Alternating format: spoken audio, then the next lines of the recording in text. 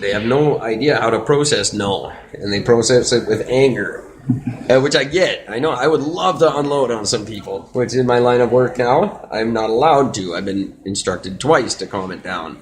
Well, that people use intimidation as a defense mechanism. Which is, yeah, it's funny that these people hired me. I refer to it as the coffee shop I hang out at. People who know me know what it is, and people who don't need to know. But they hired me to kind of crack down a little bit because they knew my attitude and they knew I'd take it a little farther than other people, and then immediately backpedaled on that. Yep. Because I'm not supposed to mop over people when they're sleeping, but get off the floor, and it wouldn't have happened.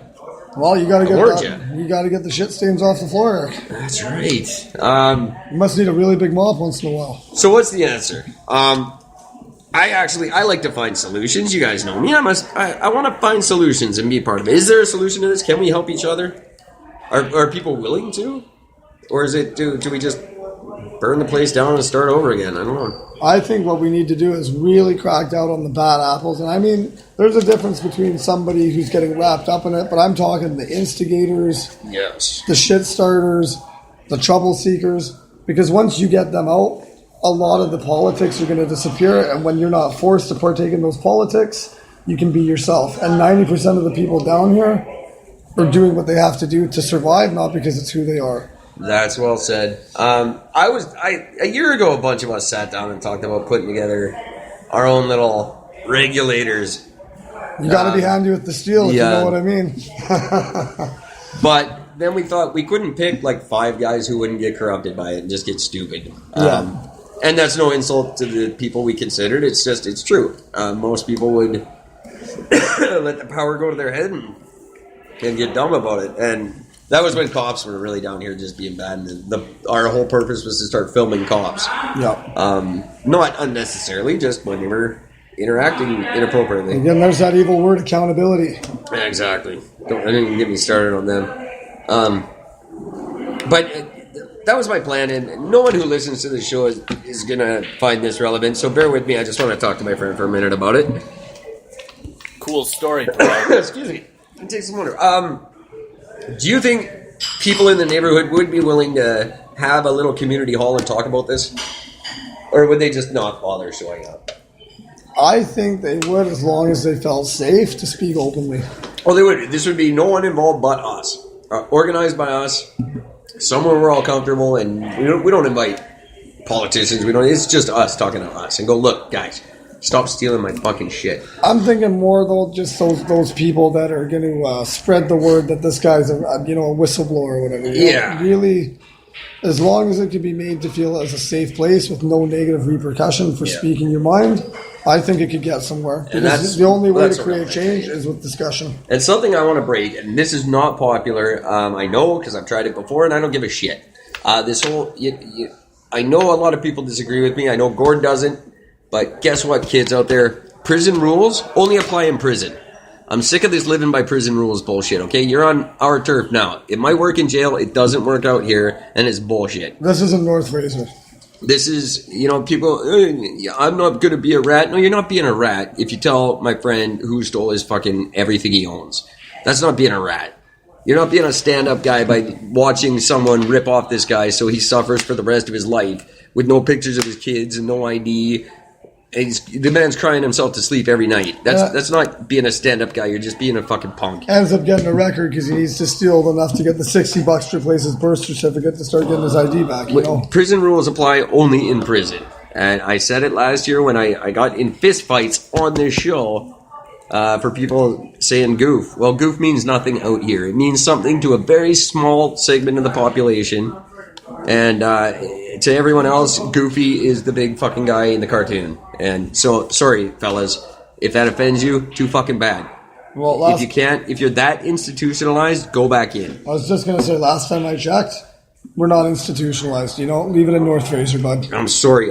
I know it's not a popular attitude around here, but the rest of the world shouldn't have to live by your rules. That's not. Look how far it's gotten you. You know why it's not popular, though? Because a lot of people are scared to stand up for it and say it. Half the people that I know that have been in jail they don't even know why they're getting fucking upset, but they know that if they Exactly. don't, they're going to pay for it. I have and they don't want to be left holding the bag, but they sit there and they say to me, I don't even know why the fuck I'm doing this. I just know that I have to do it. Otherwise, I'm going to get shanked out. I got a buddy. I'm not going to name his name on the air, but it rhymes with Daryl. Same thing. Acts like a little tough guy, and he doesn't know. He doesn't even know what he's talking about. He just. What it was, you weren't around, so obviously I'll educate you. I during the summer, tried to take the word goof back. And I'm going to use goof whatever I want. It didn't go well. I got chased a couple of times. Right here on the air. It was really funny. But I was just made the point that, you know what, that means nothing to 90% of the population. Unless you know what it means, then it doesn't mean anything to you. And it shouldn't. It's a word. And frankly, we're 3 days past Remembrance Day. Those men died so I could use whatever fucking word I want. Yeah. So goof should have as much meaning as purple monkey dishwasher. there you go. That's what I'm doing from now on. Tonight, anyone gets in my way, they're a fucking purple monkey dishwasher. That's right. And I'll say it just like that too. Just a tough guy, fucking get on my feet. That's gonna be funny. And then I was supposed to do this first. Okay, we'll do it now. I forgot Michael Buffer. I'm bad with the sound effects. I gave up on them for a while because I'm not good at using them at the proper time. But and because you can't hear them while we're on the air, it's stupid. It's a stupid setup. But here's the good news: starting as early as tonight, I may have a permanent studio to record from. I know it doesn't sound real because I say that every week. But this time I think it could be true. So stay tuned for some super exciting news on that. Because once we get set up in the studio with an actual computer, and this is an actual big boy podcast, things are going to change drastically for you guys. Because the better the show gets, the better the prizes get for you guys. You better gas up the Ford. This is getting serious, Eric. There you go, right? We are talking about that, and that involves you guys getting involved, calling in, sending your emails, send snail mail. I don't care. Come to my house, bang on the door. I don't give a shit. Just get in touch with us. Make noise. Be part of it. Participate. Get out there. Listenership has gone up immensely, and I can't thank you enough for that. And now I put it out there before. I'm going to go online every night before the show and pick a phone book from a different town. And if you guys don't phone me, I'm going to start phoning you. And we will do it. We got lots of quarters. That would be, and we're going to do that because we got to get more people on the show. I'm sick of listening to myself. I've been saying since day one, I want this to be like 90% you guys and 10% me. We can't do it without you, so phone in. Don't be shy. Or just, you can always talk to us off the air. We've got the option. I'll show you this cool option right here. Boom, we can have an online chat as we're broadcasting. Apparently Eric knows how to read, so even send us an old handwritten letter if you want. You can, and once the studio gets set up, which we're actually have a meeting this afternoon with a landlord, potential landlord, which is the coolest thing. I can't, you guys know, I'm a little excited. He's showing his teeth. He's smiling so hard. We are, which is rare. I don't do that a lot. I didn't know you had a full set, Eric. So if that happens, this thing takes off huge, and we'll still leave Gord wandering around in the cemetery because, frankly, that's just funny. That's where he belongs. Yeah, sorry, I lost my train of thought there. I was so excited. You're welcome. So where were we? Where did we leave off on? We're all fucked. I think we can't do this without you. That's where we left it. Can't do this without you. If anyone has an opinion about Vancouver or anything else, it doesn't have to be something we're talking about. You call in and guide the show. Although we're not live right now, so you're not going to call now. It'll be later tonight. But we do have the potential to podcast live, and that could be a consideration if you guys do your part. That's enough of my babbling. I'm going to play a song, and we're going to get our heads on straight and figure out what the hell we want to talk about. Since we did a whole lot of talking about Jason and Ashes of Purgatory, this is my absolute favorite Ashes of Purgatory song. This is called He Felt the Floor.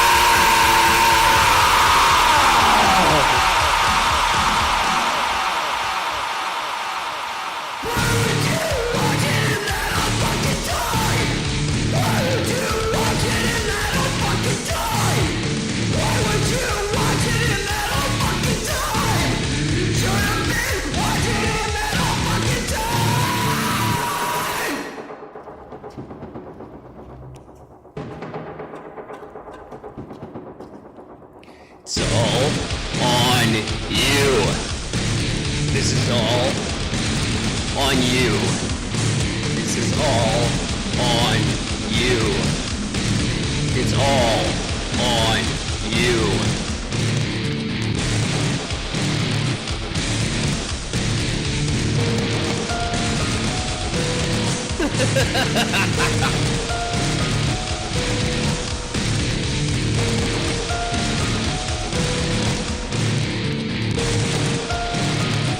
Sometimes it just comes flowing out.